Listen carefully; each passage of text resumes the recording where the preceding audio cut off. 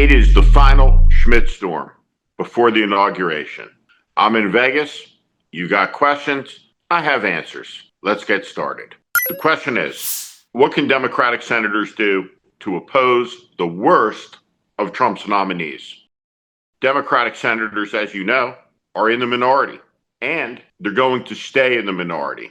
This is very important for Democrats to understand. The action is in the House. Chuck Schumer is the ultimate Washington, D.C. checkers player, routinely hailed as a genius who's not. He's a person who got 1,600 on his SAT scores, but would have a hard time making it around the block without assistance.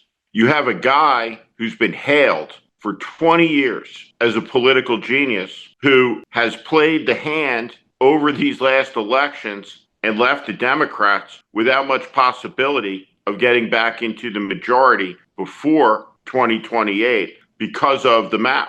It's appalling. The Democratic senators did not coordinate their messaging, did not coordinate their questions. So maybe they'll coordinate their opposition. Because if they don't coordinate their opposition, what's the point of the Democratic Party? The opposition to Trump will have to come from somewhere else. The simple truth about this moment is the Democrats are as capitulant towards Trump as everybody else. Tommy Tuberville, the dolt from Alabama, put a hold on the nominations of the entirety of the senior military leadership. The Senate is filled with rules and procedures that give the minority power. Every single rule should be exploited.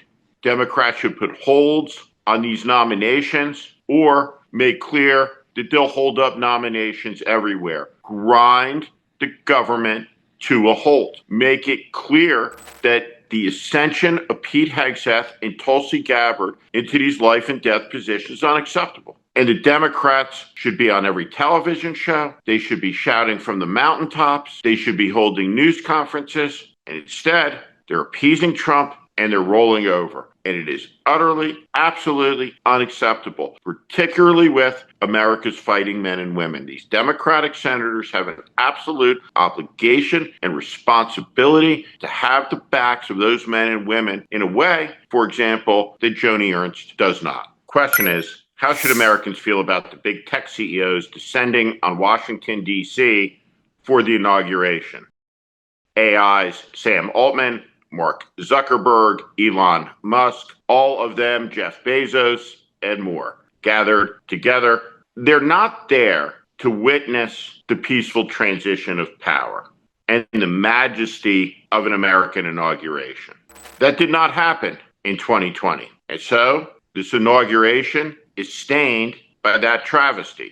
The tech bros, oligarchs all, are coming to Washington to celebrate not the peaceful transfer of power, but power, raw political power. They are coming like feudal lords to the court of the king with tribute. They're coming to be nice. And how should the average American feel about these people? They should be scared of them.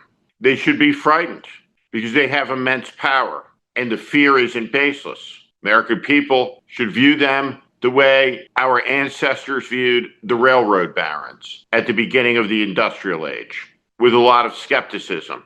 And in the end, these people are not all powerful, and their dreams of conquest and power and control over all things everywhere will come to dust like all such dreams, because the American people, in the end, will break up these companies.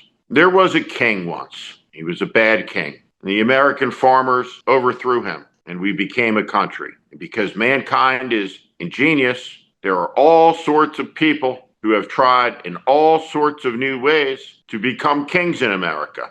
These guys are the latest batch. And like everybody else, their ambitions will seem reachable for a while. And then the American people will rise up and say no, and we will break up their companies, and all of the things that happened to all of the railroad and all of the oil trusts a century ago will happen to them because we're a free society. And they are impediments to the exercise of freedom because their companies are about control.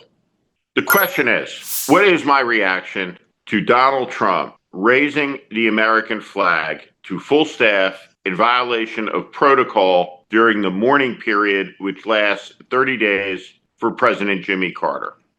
I think it's despicable. And I think it's even more despicable that the Speaker of the House, who lacks dignity, toughness, and judgment, would allow him to do it. The Speaker is like the mayor of an institution, the House of Representatives. It's one of the most important institutions in the country. And he's the guy, or Nancy Pelosi was the woman, who makes the decision about these things. Flags, protocol, rank, everything matters in Washington. The symbolism. There's a reason the flags are flown at half staff for 30 days in a period of mourning when a president dies. What Donald Trump is doing is an action which is typical in that it aggrandizes him while diminishing an institution, disrespecting it. And so it is an act of disrespect on the one hand and an act of appeasement and weakness on the part of Mike Johnson, who's letting him do it. And it's despicable. And every American should be offended by it. The question is if I would react to Joe Biden's farewell addresses and speak to his legacy. Joe Biden's legacy is going to be one word, 5 letters, embossed in fake gold. Letter T, letter R, letter U, letter M, and letter P. Put together, it spells Trump. And it's what Joe Biden gave America. It's what he left America. It is his legacy. And let me just say, when Dr. Jill says that she's upset with Nancy Pelosi because somehow Nancy Pelosi betrayed the Bidens by pointing out too late, as was the case, that he was unfit to finish the campaign, let alone another term, she felt betrayed personally, as if Nancy stole the favorite Biden heirloom from the coffee table. The American presidency does not belong to the Bidens or to the Bushes or to the Clintons. It belongs to you. It's offensive in the extreme. And so, in an era of selfishness where it is practiced by too many people, nobody should be surprised that the guy who won the race was the Michael Phelps of selfishness, was the Usain Bolt of corruption, the fastest man alive when it comes to scumbaggery, Donald Trump. And in a race where the scumbaggery is featured, scumbag wins. And the great achievement politically of Joe Biden and the Democratic Party of this moment, and one around which there's not been much real soul searching, but a lot of denialism, is Joe Biden and a very small group of people, through their abject selfishness, managed to lose an election, not on the economy, not on national defense issues, but on honesty, to the most prolific liar in American history. They lost the election on the border. Who was telling the truth about it? Trump or Biden? That'd be Trump. Border was out of control. The American people saw it. Who was telling the truth about the economy? Trump said it sucked. Biden said it was the best it could ever be. The greatest economy in American history. They called it Bidenomics, and the people around him called him FDR. Who was being honest about the economy? That would be Trump again. It did suck if you were a working person. And who is being honest about Joe Biden's condition? Who is being honest about the one-term pledge? Would that have been Biden? Or would that have been the most prolific liar in American history? You see, one of the great problems in American life is the cult of fandom that's taken root. For example, let's talk about another broken promise, Karen Bass. She said she would never, ever leave the state, except for to go to Washington and New York if she had to. She left the state, she went to Ghana, and it burned down. And when you point that out, there's a sizable portion of the American electorate that says, how dare you say that about Karen Bass? And because of those people, we got Trump. And until the opposition party can offer something new and fresh and better, produce candidates with conviction who can speak extemporaneously, don't need a teleprompter, know what they're talking about, have some manner of expertise about law, about politics, about sociology, psychology, the history of the country, they're doomed.